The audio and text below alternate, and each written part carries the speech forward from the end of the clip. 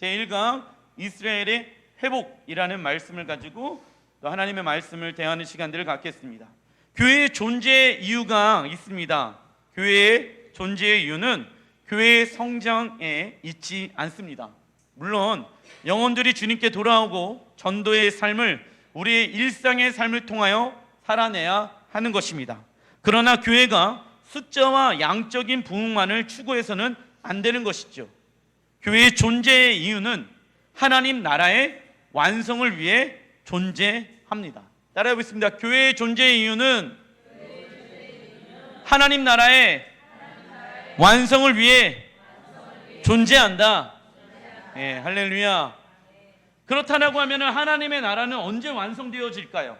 그거에 대해서 우리가 말씀을 통해서 알아보는 시간들을 갖겠습니다.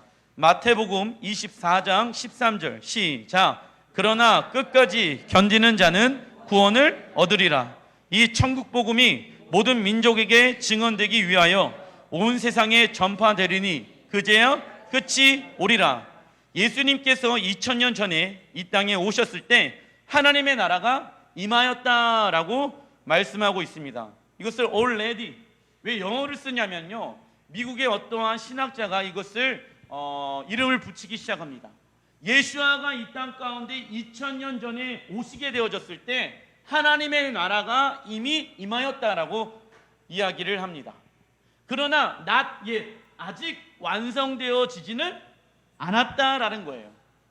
예수아를 믿는 모든 사람들의 마음의 심령 가운데는 하나님의 나라가 임하게 되어집니다. 그죠? 그래서 하나님의 나라가 임하였지만은 여러 가지 어떠한 세상에서 살다 보면은 복잡한 것들이 우리를 공격하기 시작합니다. 그래서 어느 때는 하나님의 나라를 마음의 심령 가운데 경험하게 되어지지만은 어느 때는요, 지옥 같은 삶을 경험하게 되어진다라는 거예요.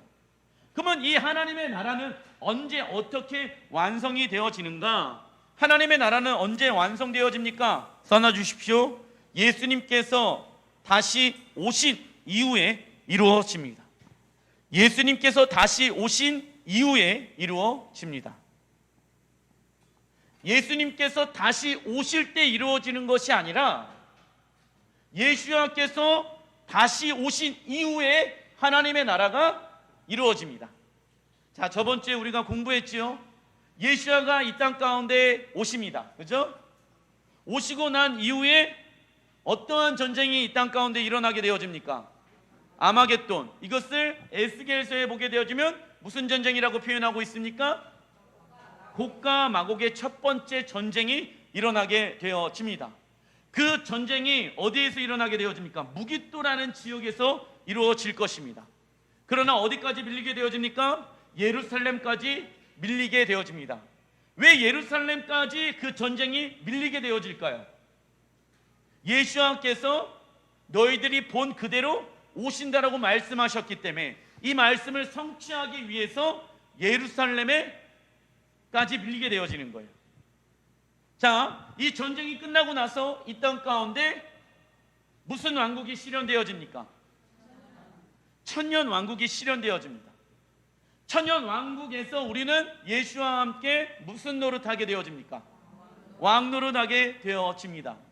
그 왕노릇의 시간의 마지막 시간, 천년이라는 시간이 끝나게 되어졌을 때 몇 번째 곡과 마곡의 전쟁이 다시 한번 일어납니까? 두 번째 곡과 마곡의 전쟁이 일어나서 사단이 무적행에서 풀려나는 시간들을 우리는 겪게 되어질 것입니다.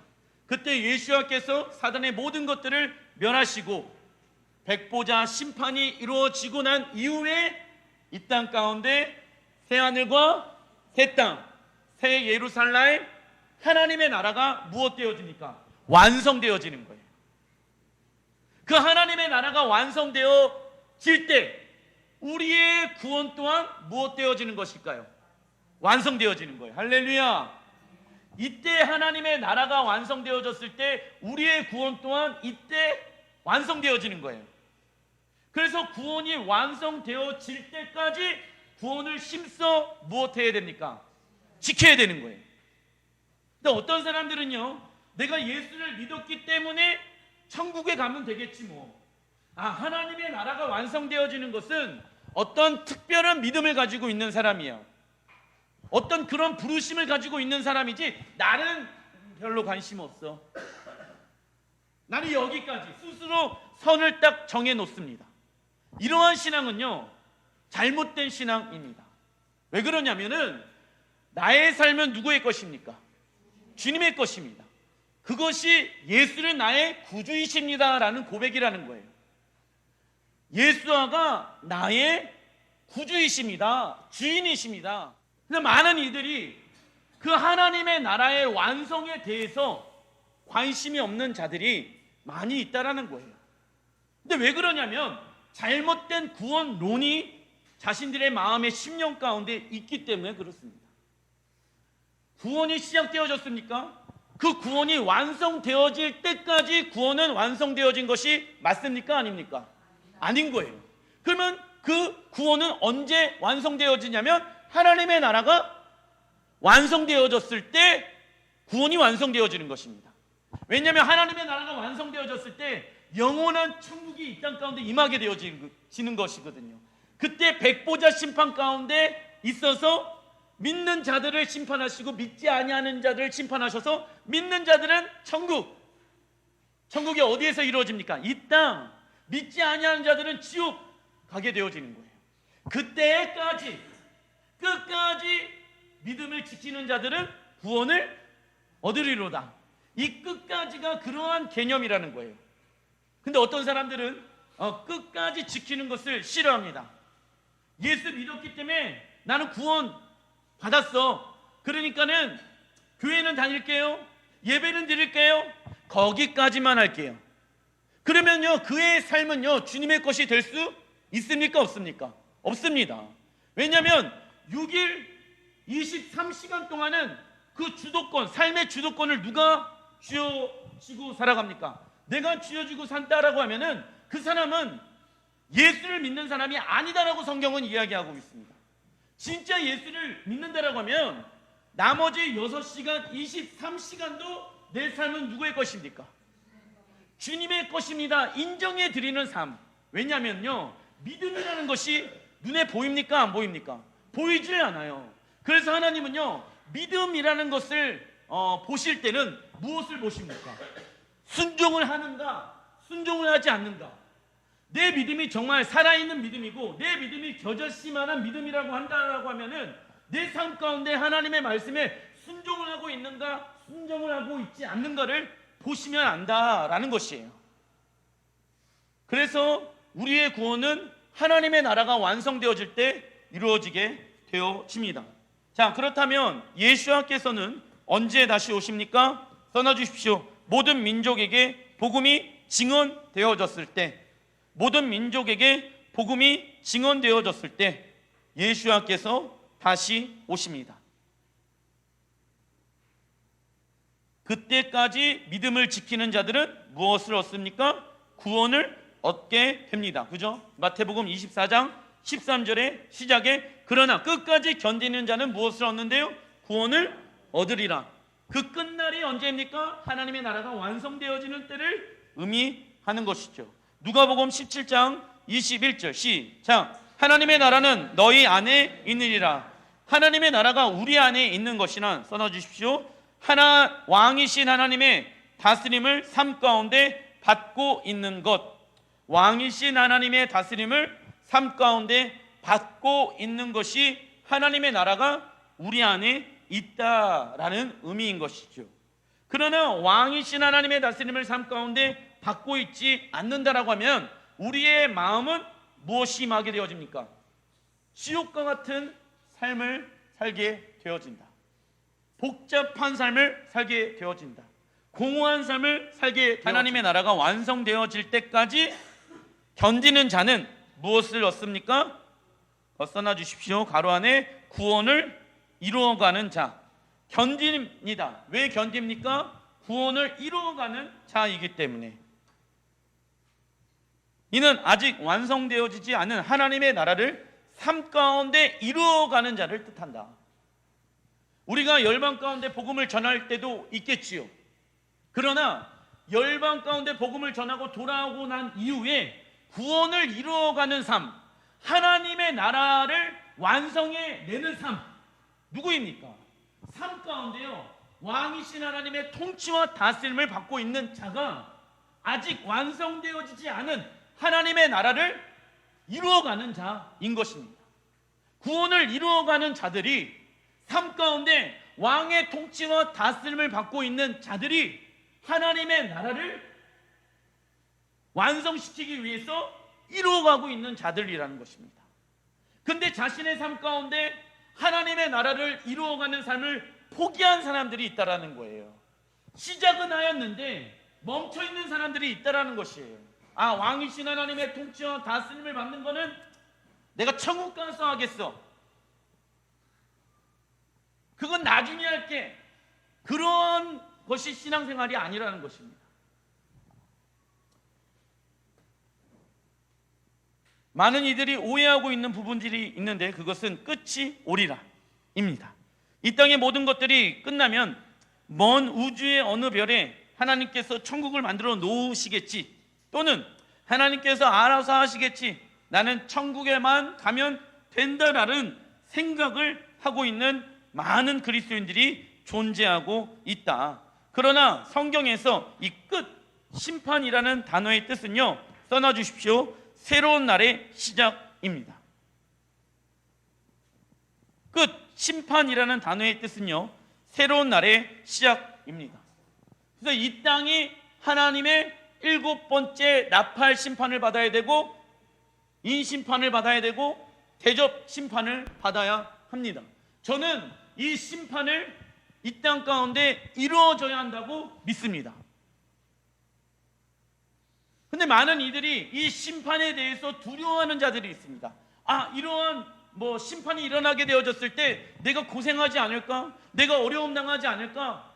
이러한 생각을 가지고 이 심판에 대한 두려움의 마음을 가지고 있는 자들이 있는데, 심판이 있지 아니고서는 새로운 날이 시작되어질 수가 없습니다. 그래서 이 땅 가운데 예수아가 오셔가지고 이 땅을 심판하는 거예요. 왜요? 새로운 날을 우리에게 주시기 위함인 것이죠. 사람의 손으로 만들어 놓은 세상의 시스템, 사람의 손으로 이 땅이 오염되어진 모든 것들, 재정, 관계, 모든 것들을 하나님은 멸하신다. 왜냐하면 사람의 손으로 만들어 놓은 모든 것들은요, 불완전합니다. 그래서 하나님이 세팅을 다시 새롭게 하시는 것이죠. 그래서 우리 그리스도인들은요, 이 심판의 날을 두려워해서는 안 됩니다. 이 심판의 날을 우리 교회는 통과한다. 저는 그렇게 믿고 있습니다. 예수님께서 심판장으로 오시는 이유가 있습니다. 자, 예수님께서 이 땅 가운데 다시 오실 때 세 가지의 형상으로 오신다. 첫 번째는 왕, 왜냐하면 이 땅을 통치하고 다스려야 하기 때문에. 두 번째는 심판장, 세 번째는 신랑. 이 왕과 신랑에 대해서는 알겠어요. 그래서 심판장으로 오시는 이유는 같이 한번 읽어보겠습니다. 시작. 하나님과 사랑의 관계 가운데 나아가는데 써놔 주십시오. 방해되어지는 이 땅의 모든 것을 심판하기 위함입니다. 방해되어지는 이 땅의 모든 것을 심판하시기 위함입니다.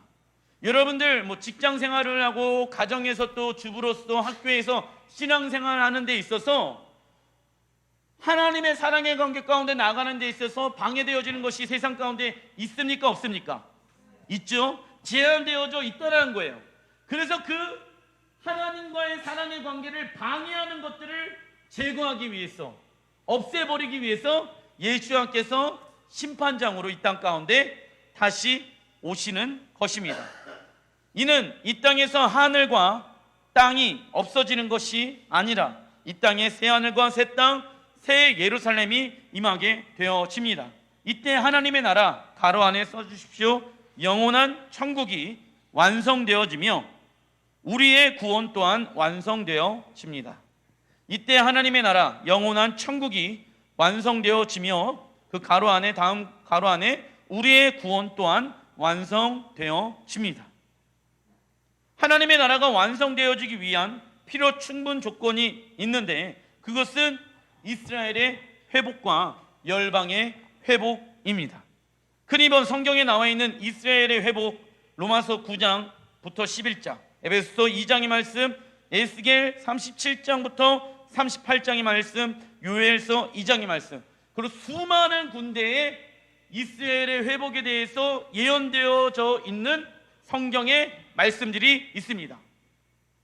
그래서 1948년 5월 18일 날 2000년 동안 나라가 없었던 이 땅 가운데 이스라엘이라는 나라가 생기게 되어집니다. 2000년 동안 나라가 없었던 나라가 갑자기 1948년 5월 18일 날 왜 이스라엘이 재건되어졌을까요? 마지막 때라는 하나님의 사인인 것입니다. 로마서 11장 4절부터 5절 같이 한번 읽어보겠습니다. 시작. 그에게 하신 대답이 무엇이냐? 내가 나를 위하여 바엘에게 무릎을 꿇지 아니한 사람 7,000명을 남겨두었다 하셨으니 그런즉 이와 같이 지금도 은혜로 택하심을 따라 남은 자가 있느니라. 유대인들 안에서도 아직 남아있는 자들이 있다. 로마서 9장부터 11장을 통해서 유대인의 남은 자와 이방인의 남은 자가 구원을 얻을 때 누가 다시 오신다? 주께서 다시 오신다. 이는 유대인의 남은 자들이 주께 돌아오는 것과 이방인의 남은 자들이 충만한 숲 가운데 주께 돌아오는 것은 써놔주십시오. 동시적으로 완성되어진다. 동시적으로 완성되어집니다. 뒤에 나오니까는 좀 이따 또 성경을 통해서 알아보는 시간들을 갖겠습니다. 정리하는 것은 무엇이냐면 유대인들이 주님께 돌아오는 것과 열방에 있는 영혼들이 주님께 돌아오는 것은 동시적으로 완성되어진다. 그래서 써놔주십시오. 주께 돌아오는 것은 동시적으로 완성되어진다. 이방의 남은 종족의 숫자만 주님께 돌아오는 것이 아니라 그 이방의 미전도 종족의 숫자가 적어지면 적어질수록 유대인들이 누구에게로 돌아옵니까? 주님께로 돌아온다. 이건 같은 사이클로 움직이고 있다는 것입니다.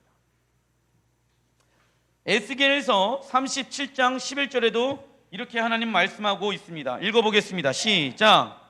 이 뼈들은 이스라엘 온 족속이라. 그들이 이르기를 우리의 뼈들이 말랐고 우리의 소망이 없어졌으니 우리는 다 멸절되었다 하느니라. 에스겔서에 나와 있는 마른 뼈 환상, 여러분들 잘 알고 계시죠? 그 마른 뼈들이 무엇이 되어집니까? 나중에 군대가 되어집니다. 그런데 이 뼈들은요, 예전에는 교회라고 해석을 했었습니다. 그런데 1차적 대상은 누구라고 얘기하고 있습니까? 이 뼈들은 이스라엘 온 족속이다라고 이야기를 하고 있습니다. 교회가 물론 마른 뼈로서 있을 때가 있을 수도 있겠죠. 그러나 하나님은요, 에스겔서 37장 38장에 나와 있는 이 마른 뼈들이 훗날에 하나님의 군대로 일어서게 되어질 것이다. 그 훗날은요, 하나님의 군대로 일어서는 그 날은 어떠한 전쟁을 대비하기 위함일까요? 곡과 마곡의 첫 번째 전쟁. 그게 에스겔서 37장 38장에 기록되어져 있거든요.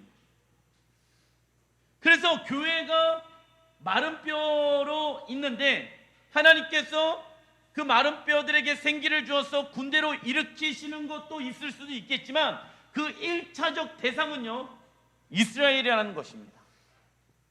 이 이스라엘이 하나님의 군대로 일어서서 첫 번째 곡과 마곡의 전쟁, 이꼬르 무슨 전쟁입니까? 아마겟돈 전쟁 가운데 하나님의 군대로 서게 되어질 것입니다. 할렐루야. 그때 교회 또한 누구의 입장으로 서야 됩니까? 이스라엘의 입장으로 서야 하는 것이죠. 그 무깃도로 모이게 한 사람이 누구이십니까? 여호와 하나님이십니다. 그래서 그들의 모든 열방의 교만함들을 하나님은 심판하시기 위함이다라고 말씀하고 있는 것입니다. 이스라엘은요, BC 587년 바벨론 느부갓네살의 왕을 통하여서 부분적으로 멸망되어졌고 AD 70년에 로마 디도스 장군을 통하여서 완전히 멸망하게 되어졌습니다. 그리고 남은 자들은 온 세계 가운데 흩어졌고 1900년이라는 시간이 흐르게 되어집니다. 과연 이스라엘 백성들은 어떠한 상태입니까? 완전히 없어진 상태입니다. 그러나 하나님께서 그러한 이스라엘 백성들에게 이렇게 말씀하십니다. 에스겔서 37장 3절 시작. 그가 내게 이르시되 인자야 이 뼈들이 능히 살 수 있겠느냐 하시기로 내가 대답하되 주 여호와여 주께서 아시나이다. 아멘. 완벽하게 멸해져 있는 상태, 희망이 보이지 않는 상태, 절대 절망의 상태 가운데 하나님이 에스겔에게 물어봅니다. 가능성이 있겠니? 근데 이 에스겔은요 그때 뭐라고 대답합니까? 주님은 하실 수 있습니다. 할렐루야. 써놔주십시오. 이때 에스겔은요 주님은 하실 수 있습니다 라고 고백합니다. 되고 안 되고는 누가 결정합니까? 하나님이 결정하십니다. 그러나 우리들은요 할 수 있는 것만 하려고 합니다. 그러나 하나님은요 불가능한 것을 가능케 하시는 분이십니다. 주님은 하실 수 있습니다. 여러분들의 가정을 살릴 수 있으신 분은 누구이십니까? 하나님이십니다. 내가 봤을 때는 추석 연휴 기간 동안 우리의 가정 가운데 소망이 없는 것처럼 느껴졌는데 주님은 하실 수 있습니다. 그들이 진정 살 수 있겠느냐? 서로 싸우고 서로 어렵게 하고 서로 연합되어지지 않는 그 가족들의 환경 가운데 주님이 우리에게 물어보시는 거예요. 능히 살 수 있겠느냐? 내 눈으로 봤을 때는 살 수 없을 것 같아요. 10년 동안 아니 20년 동안 이렇게 우리 가정은 살아왔습니다. 하나님도 하실 수 없을 것 같아요. 이 상황들이 바뀌지 않아요. 그 얘기를 하는 것이 아니라 하나님 하실 수 있습니다. 하나님 여태까지 이렇게 평생 살아왔어요. 그 안에만 머물러 있는 것이 아니라 능히 살 수 있겠느냐 하나님이 우리에게 물어보셨을 때 하나님은 하실 수 있습니다. 할렐루야. 그걸 부모님들에게 선포하는 것이죠. 자녀들에게 선포하는 것이죠. 하나 되어지지 않는 가족들에게 선포하는 거예요. 하나님은 그러한 얘기를 하는 사람들을 찾고 계십니다. 희망이 없고 죽어 있는 것 같은 그 가정 가운데, 환경 가운데 살 수 있겠느냐? 하나님이 물어보셨을 때 주님은 하실 수 있습니다. 이 얘기를 우리는 고백해야 하는 것이죠. 그런데 이 얘기만 고백해서는 안 된다. 성경은 뭘 하라고 말씀하고 있냐면 순종해야 된다. 에스겔 37장 4절 읽어보겠습니다. 시작. 또 내게 이르시되 너는 이 모든 뼈에게 대언하여 이르기를 너희 마른 뼈들아 여호와의 말씀을 들을지어다. 내가 명령을 따라 대언하니 대언할 때 소리가 나고 움직이며 이 뼈 저 뼈가 들어맞아 뼈들이 서로 연결되더라. 아멘. 자, 하나님의 말씀을 우리가 먼저 들어야 하는 것이죠. 그것을 뭐라고 얘기합니까? 쉐마는 써놔주십시오. 듣고 깨닫고 순종하는 것까지가 쉐마입니다. 희망이 없는 상황들 가운데 하나님은 우리에게 무언가 말씀하시길 원하십니다. 너가 그 가정 가운데 피스메이커의 역할을 감당했으면 좋겠단다. 너가 죽고 주가 너 안에 살았으면 좋겠단다. 그렇게 해줄 수 있겠니? 희망이 없어 보이는 에스겔 지금 선지자가 그 희망이 없는 이스라엘 백성들을 향하여서 하나님의 말씀을 대언한다는 것이 얼마나 힘 빠지는 일이겠습니까? 근데 그때 하나님은 대언해라. 누구들에게? 죽어있는 뼈들에게 대언하라고 말씀하고 있습니다. 그 하나님의 말씀을 대언하게 되어졌을 때 이스라엘이 살아나기 시작하는 환상을 보게 되어집니다. 이 시대의 에스겔 선지자처럼 영적으로 죽어있는 이스라엘에게 하나님의 말씀을 대언하는 자들을 하나님은 찾고 계신다. 그래서 우리가 다음 주에 이제 이스라엘 가잖아요. 선포하는 거예요. 죽어있는 뼈들아 살아날지어다. 그런데 살아나지 않는 것처럼 보여요. 반응을 안 해요. 괜찮아요. 누가 일하십니까? 우리는 순종하고 하나님은 역사하십니다. 이게 하나의 슬로건으로 있는 것이 아니라 듣든 안 듣든 하나님의 말씀을 우리에게 주셨다라고 하면 우리는 대언하는 거예요. 선포하는 거예요. 마른 뼈 이스라엘아 들으라 살아날지어다. 살아나지 않는 것처럼 보이는데요. 보이는 거에 반응하지 마십시오. 무엇에 반응해야 합니까? 진리에 반응해야죠. 내 마음, 내 생각, 내 감정, 하나님의 말씀을 통하여 반응하기로 결정하는 것이 믿음의 사람인 것입니다. 자, 두 번째 하나님의 말씀을 대언해야 할 대상이 나오는데 37장 9절 읽어보겠습니다. 시작. 인자야 너는 생기를 향하여 대언하라. 생기에게 대언하여 이르기를 주 여호와께서 이같이 말씀하시기를 생기야 사방에서부터 와서 이 죽음을 당한 자에게 불어서 살아나게 하라 하셨다 하라. 이에 내가 그 명령대로 대언하였더니 생기가 그들에게 들어가매 그들이 곧 살아나서 일어나 서는데 극히 큰 군대더라. 하나님께서 이번에는요 생기에게 대언하라고 말씀하고 있습니다. 생기는요 히브리어로 루아흐인데 그 뜻은요 써놔주십시오. 성령과 바람을 뜻합니다. 성령과 바람. 에스겔 선지자가 광야 가운데 있습니다. 이번에도 광야를 우리가 좀 걷게 되어질 것인데 광야에는요 바람이 전혀 불지를 않습니다. 바람 한 점 없는 그 날씨 가운데 생기에게 명령하는 거예요. 바람에게 명령하는 거예요. 바람아 불어 올지어다. 그 바람은 누구를 뜻한다? 성령을 뜻하는 것입니다. 성령님 불어와 주십시오. 마른 뼈 이스라엘 예루살렘 가운데 성령님 바람을 불어와 주십시오. 사방에서부터 그 생기가 불어온다라고 말씀하고 계시는데 동과 서 남과 북에 성령의 바람이 불어오게 하여 주십시오. 성령의 역사가 예루살렘 가운데 있게 하여 주십시오. 눈에 보이는 것에 반응하는 것이 아니라 이 하나님의 말씀을 대언하는 자들을 찾고 계신다. 왜 예루살렘 제가 이렇게 걸어놓은지 아십니까? 우리가 돌아가야 할 본향이기 때문에. 물론 눈에 보이는 그 예루살렘은 굉장히 초라합니다. 그러나 이 예루살렘은 무너지게 되어질 것이고 그 자리에 새 예루살렘이 임하게 되어질 것입니다. 그게 무슨 나라가 완성되어지는 때입니까? 하나님의 나라가 완성되어질 때 새 하늘과 새 땅이 임하게 되어지고 새 예루살렘이 임해야 하는 장소가 필요한데 그곳은 어디입니까? 지금의 예루살렘이라는 것입니다. 그래서 예수와께서 이 땅 가운데 재림하시기 위하여 필요 충분 조건 중에 한 가지가 모든 열방들이 주님께 돌아오는 것과 그리고 이스라엘의 회복이 걸려져 있다는 것입니다.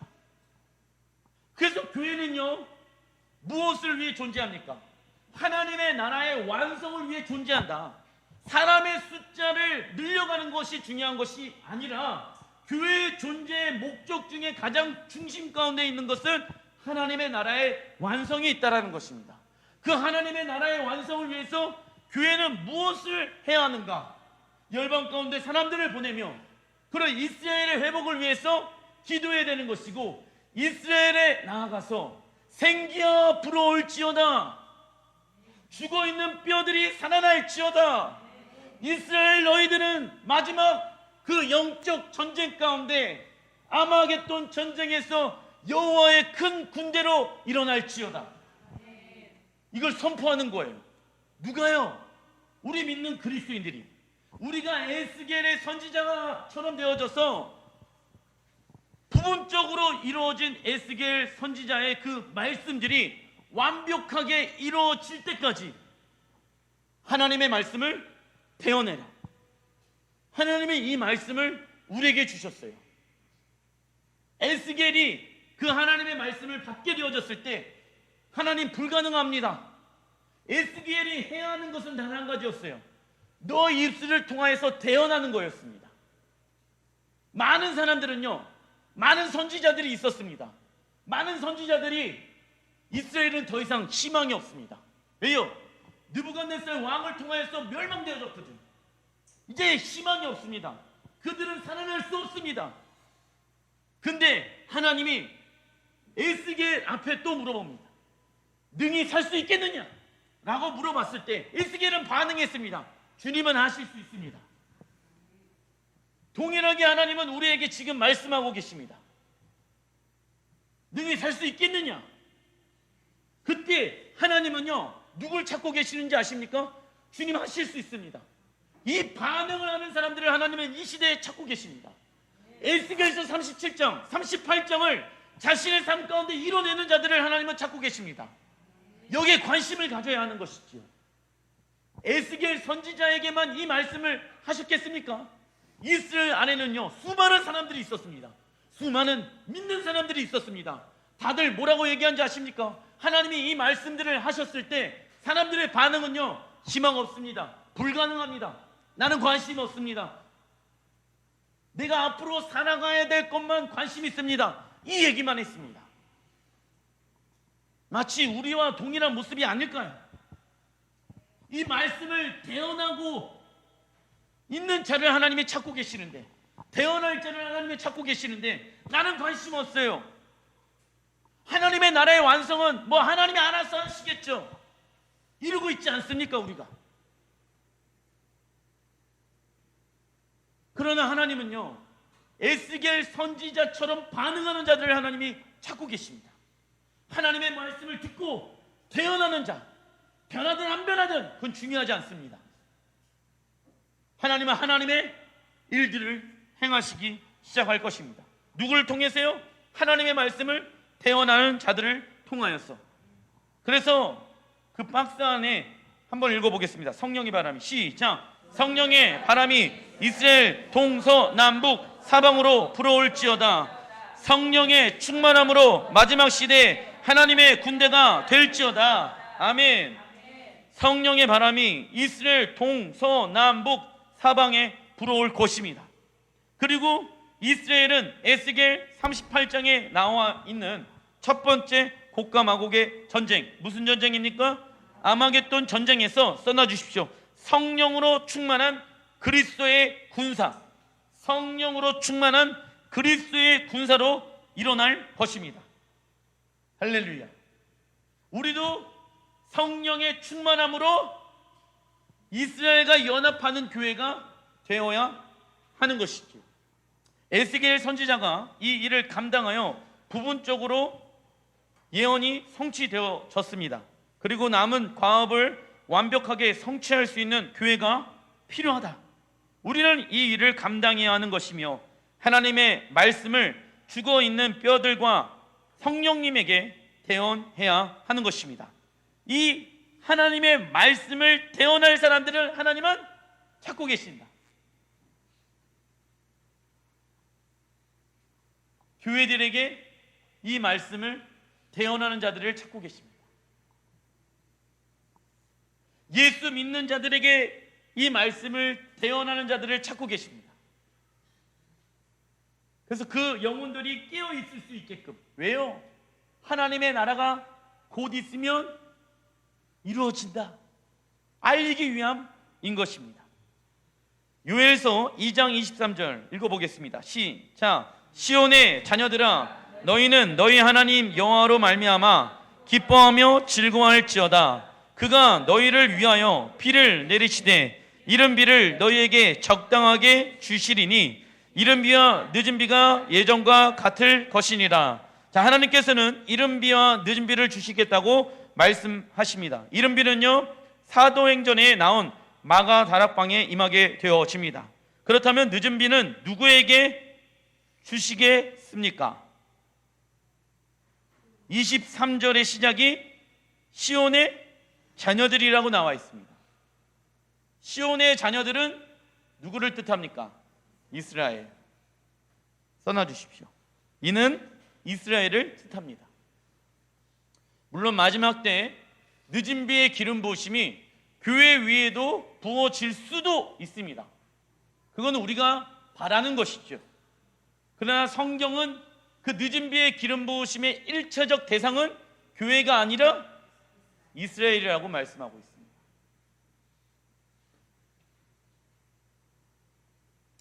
큰 3번, 하나님의 나라의 정부가 세워질 예루살렘. 하나님의 나라가 이 땅에 임하게 되어졌을 때 하나님의 나라를 운영하는 무엇이 필요합니까? 정부가 필요합니다. 과연 그것은 어디에 세워지겠습니까? 성경을 통해서 알아보겠습니다. 창세기 14장 18절 읽어보겠습니다. 시작. 살렘 왕 멜기세덱이 떡과 포도주를 가지고 나왔으니 그는 지극히 높으신 하나님의 제사장이었더라. 자, 살렘 왕이 나오는데 이 살렘은요 샬롬을 뜻합니다. 샬롬, 이 샬롬의 왕이래요. 그런데 우리가 잘 알고 있듯이 예루살렘, 이것은 샬롬을 뜻하거든요. 이 예루는요 무엇을 뜻하냐면 도시를 뜻합니다. 그래서 이 멜기세덱은 어디의 왕입니까? 예루살렘의 왕이십니다.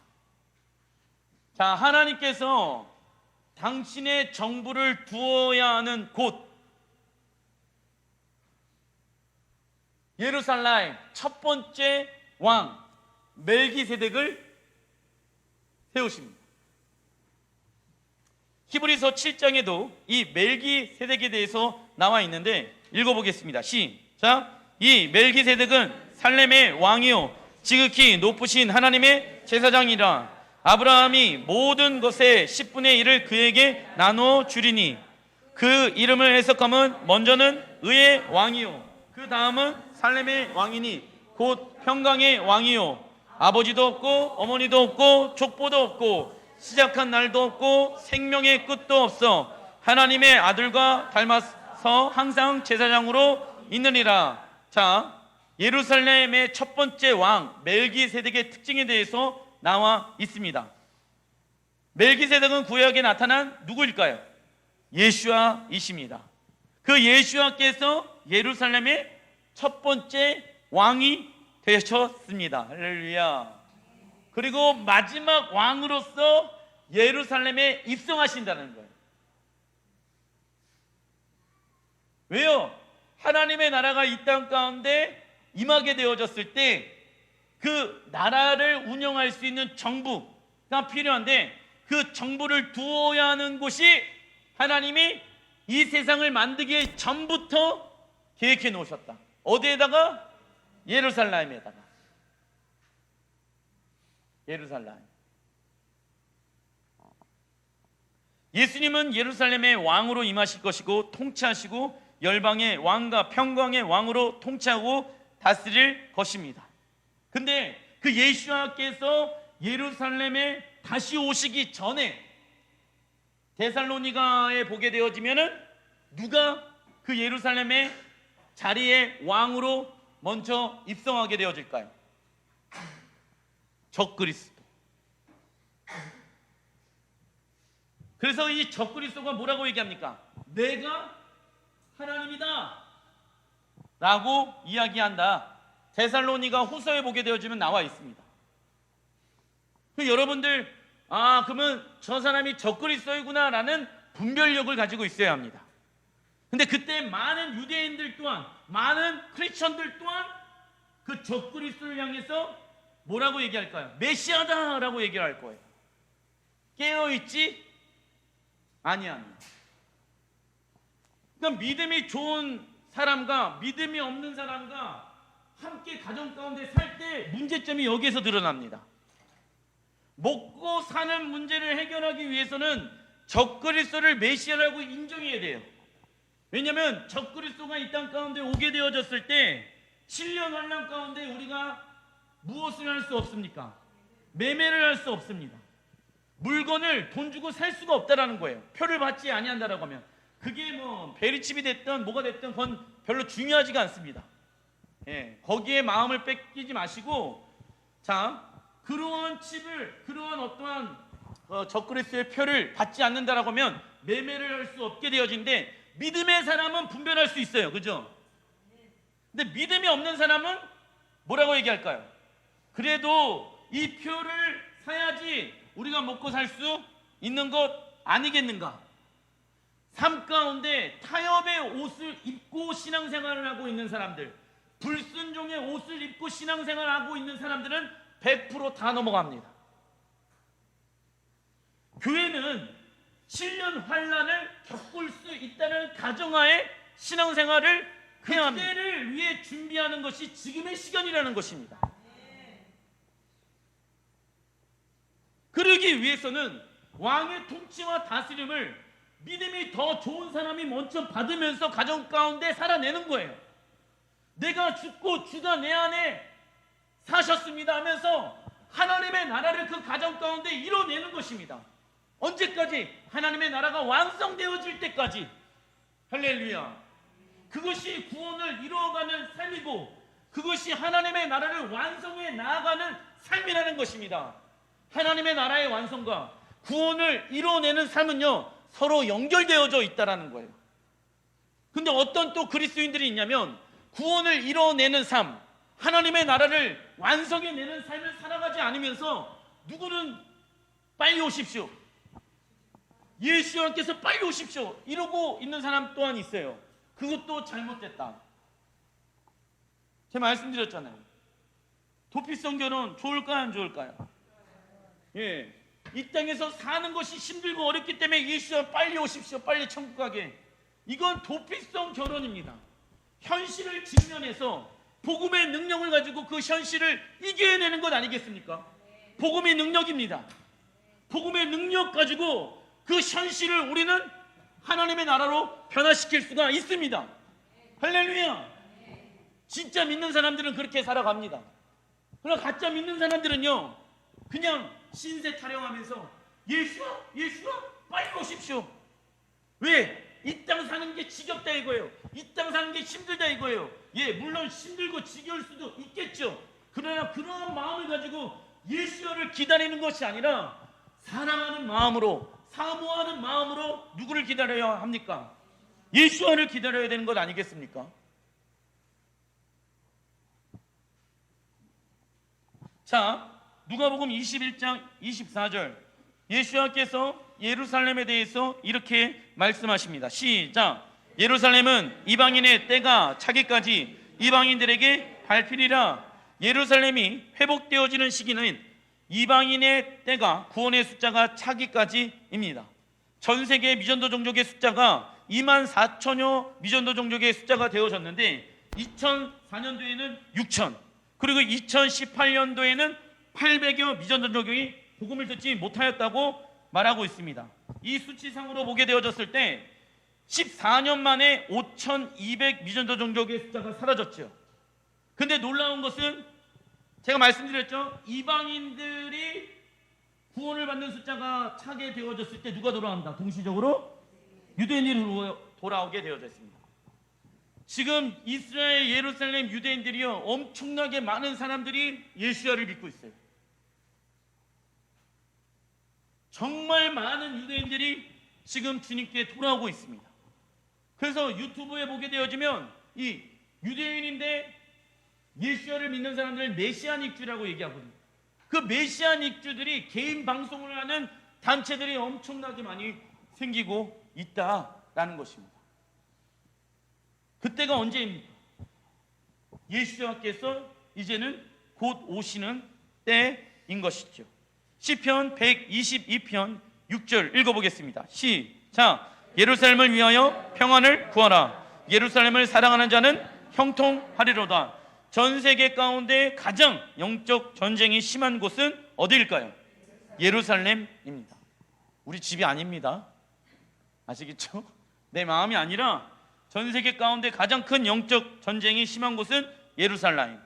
그러나 이곳을 누가 통치하고 다스려야지 예루살렘에 사는 백성들이 평안할 수 있겠습니까? 예루살렘의 왕이신 예수야. 할렐루야. 하나님의 꿈이 이루어지는 곳 예루살렘에 예수님께서 왕으로 다시 오실 것입니다. 그래서 시편의 122편 6절에 예루살렘을 위하여 평안을 구하라. 예수야가 오시옵소서. 그래야지 예루살렘이 평안이 임할 수가 있습니다. 왜요? 우리는 예루살렘에 들어가서 하나님의 백성으로 살아가야 하는 자이기 때문에. 그래서 무엇을 사랑하래요? 예루살렘을 사랑하는 자는 무엇한다? 형통하리로다. 그래서 걸어놓은 거예요. 예루살렘. 예루살렘 사랑하시라고. 예루살렘을 사랑해야 합니다. 왜냐? 우리가 들어가서 왕노릇해야 하는 곳, 우리가 영원토록 주님과 함께 살아가야 하는 곳이 저 땅이기 때문에. 그래서 예루살렘을 사랑해라. 그리하면 모든 자들이 형통하리로다. 예루살렘을 주관하시는 분이 누구이십니까?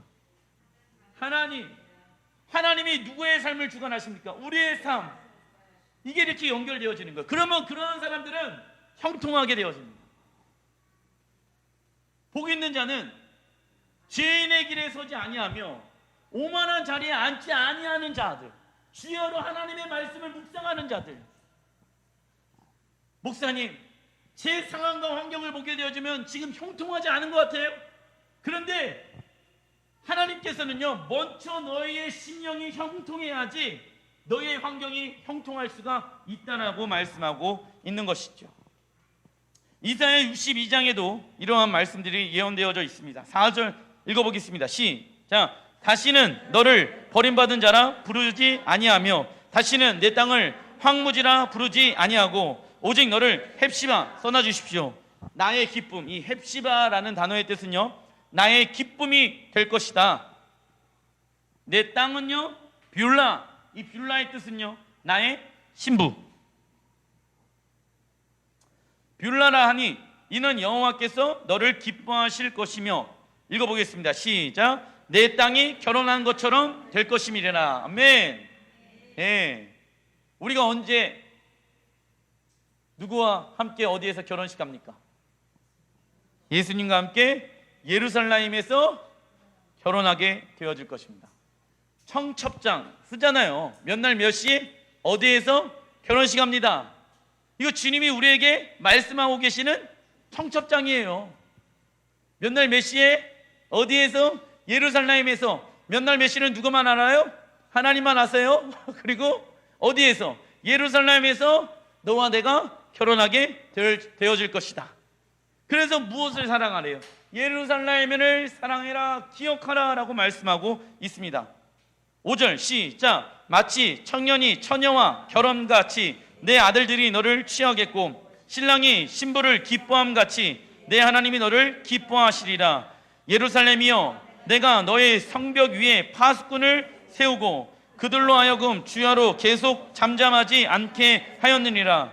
너희 여호와로 기억하시게 하는 자들아, 너희는 쉬지 말며 또 여호와께서 예루살렘을 세워 세상에서 찬송을 받게 하시기까지 그로 쉬지 못하시게 하라. 성문으로 나아가라, 나아가라. 백성이 올 길을 닦으라. 큰 길을 수축하라. 돌을 제하라. 만민을 위하여 기치를 들라.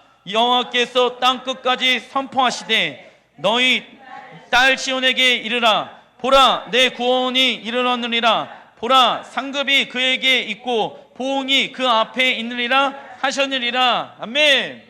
자, 예루살렘을 위해서 기도하는 자들, 그 성벽 위에 무슨 꾼? 파수꾼으로 하나님이 우리를 부르시고 계십니다.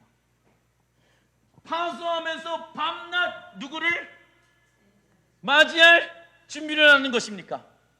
신랑 예수와. 아멘. 이 파수꾼의 가장 큰 영광의 자리는 무엇입니까? 신랑 예수아가 오시는 것을 제일 먼저 보는 자. 그러한 자로 예루살렘에 서 있어라라고 말씀하고 있습니다. 우리가 중보기도도 하고 파수도 하고 다윗의 장막도 하고 기도의 집도 하는데 왜 합니까? 신랑 예수와를 제일 먼저 내가 보기 위함인 것이죠. 예루살렘 위해서 왜 기도합니까? 왜 파수꾼의 역할을 감당합니까? 왜 에스겔의 이 말씀을 내가 대언합니까? 신랑 예수와께서 오시는 것을 누가 제일 먼저 봅니까? 파수꾼. 할렐루야. 그러기 위해서는 이 파수꾼은 어디에 서 있어야 된대요? 예루살렘 성벽 위에 있어야 한다. 근데 밤낮 무엇한대요? 쉬지 아니하고 파수한대요. 왜요? 나의 사랑, 나의 신랑, 그 예수와와 인격적 사랑의 관계 가운데 있는 사람들은요, 파수하는 것이 지치지가 않은 거예요. 목사님, 내가 해봤는데 지치는데요. 예, 지칠 때가 있죠. 힘들 때가 있죠. 그 단계를 넘어서면요, 계속 주님을 예배하길 원하고 기도하길 원하고, 왜냐하면 인격적 관계가 되어져 있기 때문에 기도하는 것이 어려운 게 아닌 거예요. 그 단계까지 들어가는 것이 쉽지는 않지만은 계속 뚫고 가는 것입니다. 왜요? 나는 파수꾼으로 예루살렘 성벽 위에 서서 신랑이 오는 것을 제일 먼저 목도하여 사람들에게 신랑이 온다, 신랑이 온다 라는 것을 외치는 자로 서기 위함인 것입니다. 할렐루야. 성경에, 신약 성경에 보게 되어지면은 신랑이 오는 것을 제일 먼저 맞이한 신랑에 누가 있습니까? 친구들이 존재합니다. 신랑이 오는데 제일 먼저 본 게 신랑의 친구들이었습니다. 하나님이 우리를 그러한 자로 부르시고 계십니다. 그러기 위해서는 우리는 하나님의 나라에 관심을 가지고 있어야 하는 것이죠. 예루살렘을 사랑하는 자들이 써놔주십시오. 파수꾼으로 일어나 신랑 예수님께서 오실 거에 대해서 제일 먼저 외칠 것입니다. 이것은 파수꾼의 영광스러운 명예입니다. 그러나 우리가 조심해야 할 것이 있는데, 로마서 11장 20절 시작. 옳도다. 그들은 믿지 아니함으로 꺾이고 너는 믿음으로 섰느니라. 높은 마음을 품지 말고 도리어 두려워하라. 하나님이 원 가지들도 아끼지 아니하셨은즉 너도 아끼지 아니하시리라. 아멘. 우리가 조심해야 될 메시지가 이 메시지인 거예요. 원 가지 이스라엘도 내가 꺾고 내가 버렸는데 하오며 너희들은 내가 버리지 못할 것 같느냐? 구원을 처음 받았다고 해가지고 자만하지 말아라. 하나님의 나라가 완성되어질 때까지 구원은 이루어가는 것이다. 한 번 구원은 영원한 구원이 맞습니까? 아닙니까? 아닙니다. 성경은 그렇게 얘기하고 있지 않습니다. 교회 다닌다고 해갖고 구원받을 수 있는 것이 맞습니까? 아닙니까? 아닙니다. 에베소 교회가 무슨 당의 가르침을 받았습니까? 니골라당의 가르침을 받았습니다. 이 니골라당의 가르침은 영지주의. 영지주의는 무엇입니까? 구원받았으니까 그 다음부터는 네가 원하는 삶 막 살아도 천국 갈 수 있다라는 가르침 아니겠습니까? 그 니골라당의 가르침을 버려라. 언제 첫사랑을 버렸는지 기억하고 회개하라 라고 말씀하고 계십니다. 우리가 영적인 이스라엘로 거듭났습니까? 하나님의 자녀가 되어졌습니까? 그러나 우리가 조심하고 우리가 경계해야 되는 것은 무엇이냐면, 하나님의 나라가 완성되어질 때까지 구원이 완성되어진 것은 아니라는 사실입니다. 그러니 날마다 무엇할 수 있을까요? 겸손할 수가 있는 거예요. 두렵고 떨림으로 무엇을 이뤄갈 수 있겠습니까? 구원을 이루어가는 삶을 빌립보서에서는 살아가라 라고 말씀하고 있는 것입니다. 말씀을 마무리를 짓겠습니다. 원 가지인 이스라엘이 하나님의 말씀에 불순종함으로 하나님은 그 가지를 꺾으셨고 이방인들의 숫자가 차기까지 유대인을 구원케 하는 그 계획을 보류시켜 놨습니다.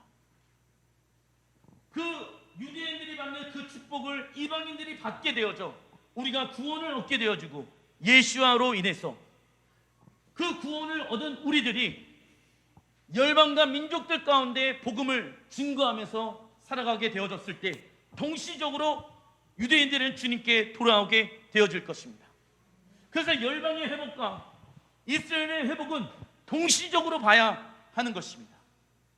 그런데 이때 하나님은 우리를 예루살렘 성벽에 서는 파수꾼으로 우리를 부르시고 계십니다. 예루살렘을 사랑하는 자를 하나님은 찾고 계십니다. 예루살렘을 평안을 위해서 기도하라. 예루살렘을 사랑하는 자들은 형통하리로다. 진정한 하나님의 영원한 가치를 꿈꾸면서 예루살렘을 사랑하는 자들을 하나님이 우리를 부르시고 계신다. 따라해 보겠습니다. 하나님, 제가 예루살렘을 사랑하겠습니다. 아멘. 문제는 무엇입니까? 실질적인 문제는 예루살렘을 사랑하고 있지 않다라는 거예요. 왜요? 하나님의 나라에 관심이 없거든요. 왜요? 나는 천국에 가면 끝이라고만 생각하기 때문에. 성경이 오늘 말씀들이 좀 어려울 수도 있어요. 왜냐? 관심사가 다르거든. 근데 저의 관심사는요, 이 땅에 있지 않습니다. 이 땅에 형통하는 것 별로 바라고 있지 않습니다. 왜? 제한되어져 있기 때문에 나는 영원한 형통을 경험하고 싶습니다. 그러기 위해서는 하나님의 나라가 완성되어져야 하는 것 아니겠습니까? 여러분들의 삶 가운데 에스겔 선지자처럼 지금 마른 뼈와 같은 상황 가운데 가정이 처해져 있고 여러분들의 영적인 상황들이 처해져 있습니까? 괜찮습니다. 주님은 대언하는 하나님의 말씀을 대언하는 자로 우리를 부르시고 계십니다.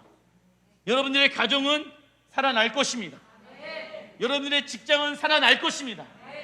그러기 위해서는 하나님의 말씀을 대언하는 자들을 하나님은 찾고 계십니다. 하나님의 말씀을 대언하여서 하나님의 말씀에 순종하는 자들을 찾고 계십니다. 그것이 여러분들의 가정 안에만 머물러 있는 것이 아니라 열방과 민족, 땅끝 예루살렘 가운데까지 확장되어지길 원하십니다. 여러분들은 무엇에 관심을 두고 살아가고 있습니까? 없어지고 썩어지고 심판받을 이 세상을 위해서 살아가고 있습니까? 아니면 하나님의 나라를 위해서 살아가고 있습니까? 제가 말하는 그 하나님의 나라를 위해서 살아간다는 것은 선교사 되라 이런 얘기가 아닙니다. 여러분들의 삶 가운데 하나님의 왕의 통치와 다스림을 받으라는 것입니다.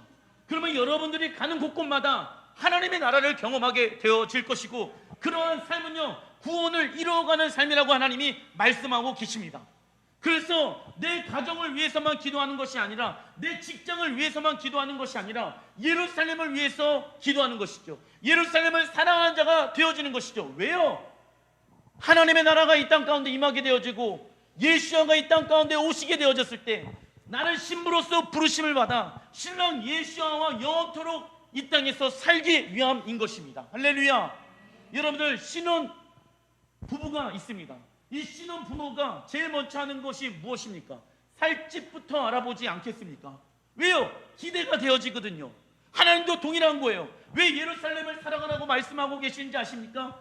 신랑이신 예수아와 신부인 우리가 영원토록 살아가야 될 그 집을 누가 예배해 두셨습니까?